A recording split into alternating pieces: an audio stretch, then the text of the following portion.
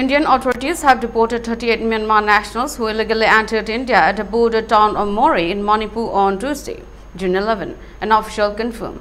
Among the deportees were 21 males, 11 females and 6 minors who were previously held at the foreigner detention center in Manipur.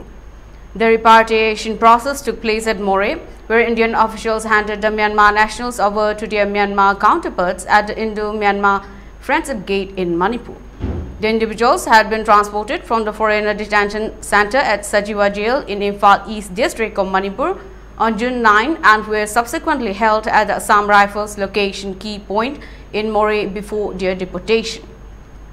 The deportation operation involved officials from the Immigration Office in Moreh, Manipur Police and Assam Rifles. The Moreh Subdivisional Police Officer SDPO Izzaz Hussain took primary responsibility for the handover function according to officials.